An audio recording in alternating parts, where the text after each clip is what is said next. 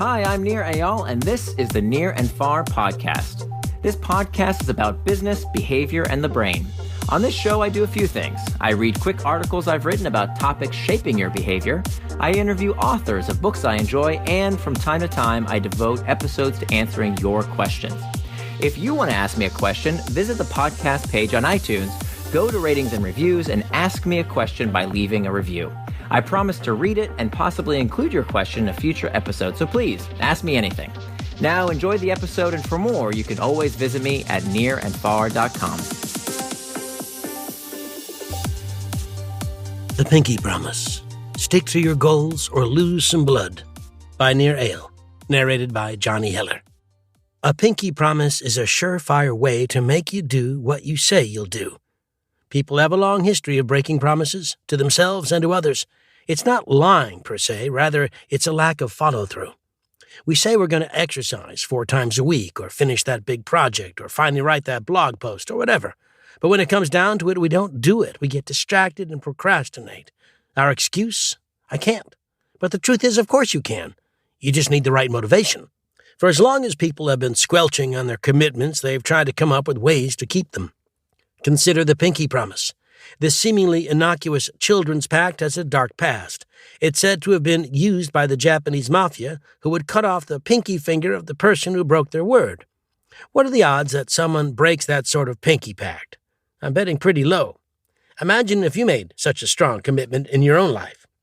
What if you told yourself that if you didn't wake up early and go to the gym, it would cost you a finger? Would you go? Of course you would. We've now established that I can't isn't a real excuse. If the stakes were high enough, you'd do what you need to do. So what's getting in our way? Why we don't do what we say we're going to do. The root cause of all human behavior is the desire to escape discomfort.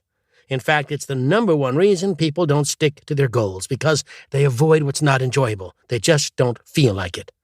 When faced with something we don't want to do, we are driven to distraction by internal triggers. These are negative feelings, such as uncertainty, fear, loneliness, or boredom.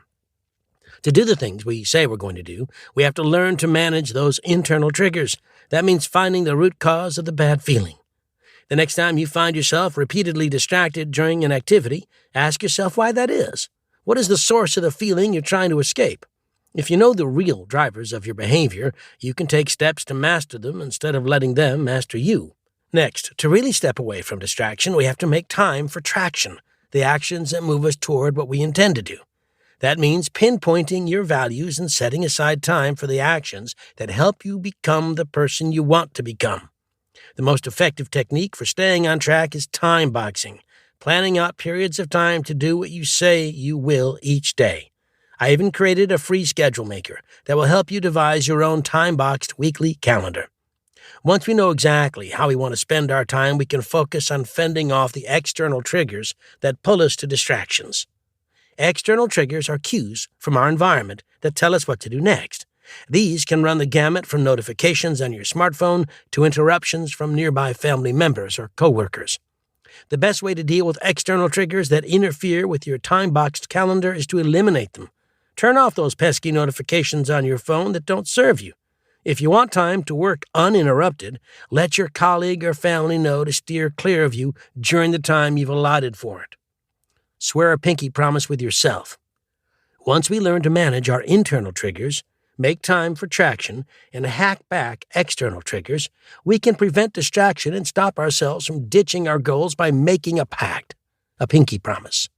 In making this pinky pact, we erect a barrier, a consequence to not doing what we say we're going to do.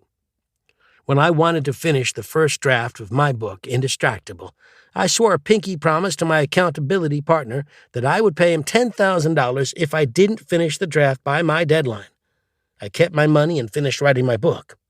It's important to only enter into such a pact after you've done the other 3 steps first.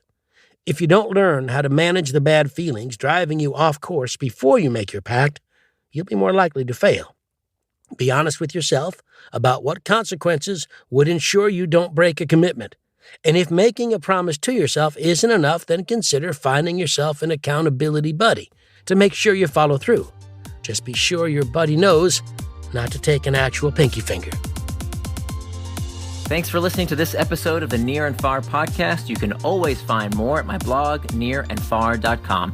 And don't forget, if you have a question you'd like me to explore in a future episode, leave me your question in the form of a review for the podcast on iTunes.